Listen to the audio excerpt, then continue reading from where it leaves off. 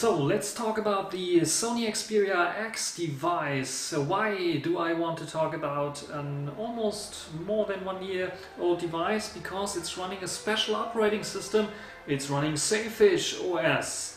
And I've showed you already in one video how to install, how to flash the Sailfish OS ROM onto your Xperia X device. And in this video I want to give you my first impression on running Sailfish OS on the Xperia X device. So let's get started with the first things first. I'm using this as my main device now, my main phone, so I've ditched my Yola C for this. I've transferred all over my applications and my configurations to the Sony Xperia X device running Sailfish OS. So this was not a problem, a big problem for me in terms of contacts or something like this, because I could just use my Nextcloud, which stores all my contacts, all my calendar entries and so on. So not a big issue when it comes to system configurations or configurations in general. You have to dig a little bit into the system. You need to know a little bit about Linux foo magic to transfer over the configuration files. So if you know the folders, the right folders, which to copy over to the device, it's no problem. Some applications, luckily the native applications support a backup manager or backup and restore function, so you can simply export an archive and import it to another phone, which I did of course as well. So first thing first, this is the fastest device running Sailfish OS. I also tested it against the fastest device until now, which was the Yola tablet, which not many of us got, but I was so lucky getting one. This device with the Snapdragon 650 is faster in most cases than the tablet device. In most cases, why? Yeah, because there are some bugs still, because this is a beta version running here, and on the Yola tablet there's a final version running.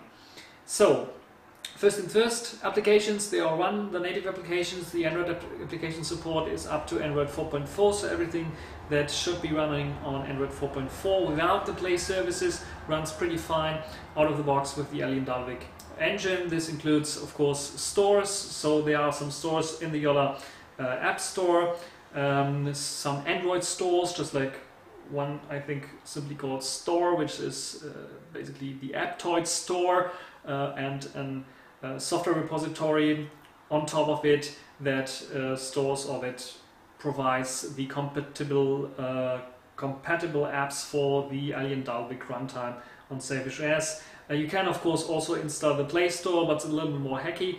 But why do you want this if you have Sailfish OS, or why do you install Sailfish OS on the Xperia X device if you want the Play Store or Google services?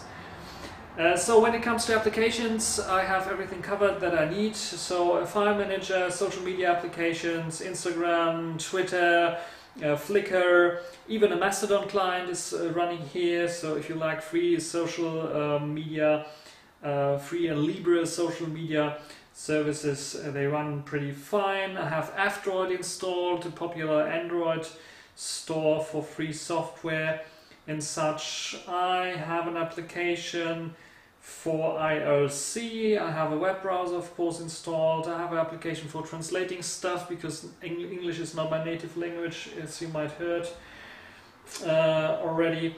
I have a podcasting client, Gporter installed, QuickDid, Marcard, which is an eBay client, so I have Reddit covered, I have eBay covered, I have Hacker News covered, I have a Series Finally application which keeps track of all my TV series that I like so much, and when it gives me an information when the next episode is out and something like this.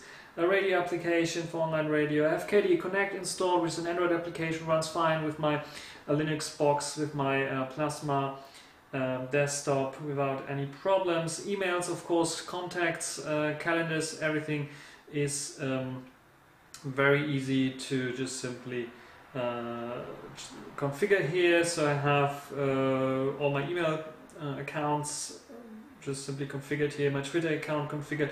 I could add other things. If I had a Facebook account, I could add Facebook, I could add even the Russian VK or Yahoo account in here. Dropbox, OneDrive is supported. There is even, if you have third-party applications installed, there's WebDev. So if you have your Nextcloud also running for file synchronization, you can install applications that allow you to just simply synchronize files with your Nextcloud, with Google Drive, of course, as well, or the Box client. And yeah, these are the apps basically. So apps run fine, the Android applications run also fine, pretty fast, I have to say. So you don't see a difference between Android applications and the native applications in terms of speed most of the time, starting times, launching times, so on. When it comes to the hardware itself and how much you can use it, the speakers are great, very loud speakers. Of course, they are distorting if you have the volume too high, but usually I just lay it flat on a plate, on a table surface, so that the surface itself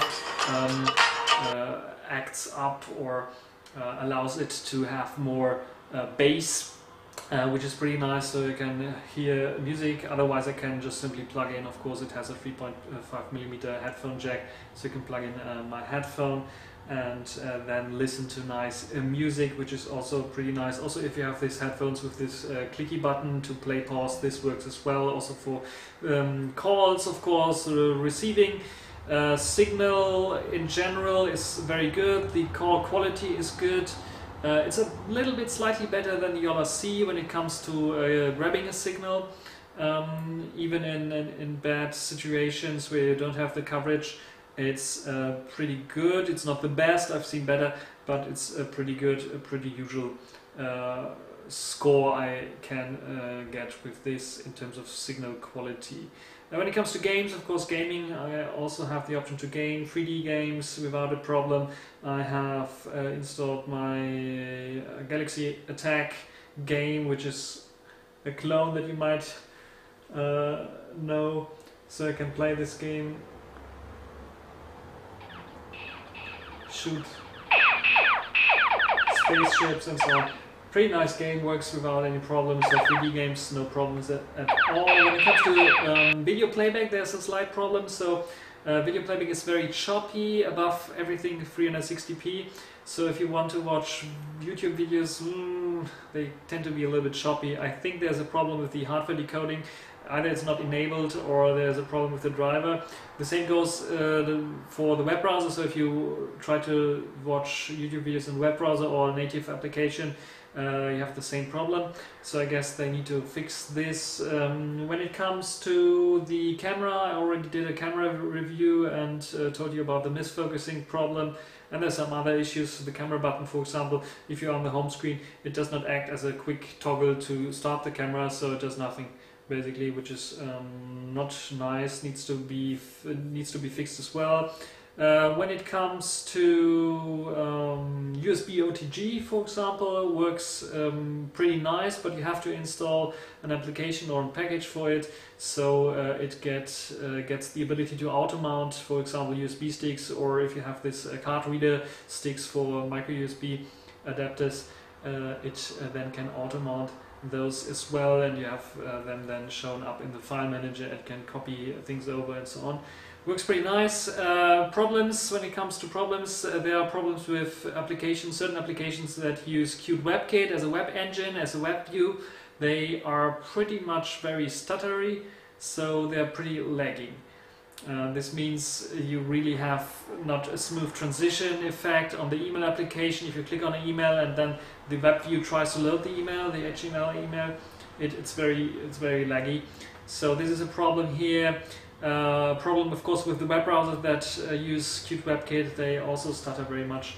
But in general, first impression, it's a good device. I use it as my main driver right now. Hoping that the camera problems will be improved with the next update, and then of course the other problems that I described here will be updated, just like the video playback, for example. I'm pretty much looking forward for this also to be a nice media device. Listening music is no problem. I have no problem with this so far. I'm using this device 1 week already, and I think it's a good device. It's one of the best devices in terms of hardware that SailfishOS runs on. and I think they can only improve on this first beta version of SailfishOS. I hope you enjoyed this little first look of on the SailfishOS running on the Sony Xperia X device. I hope you enjoyed it. Thanks for watching and see you next time.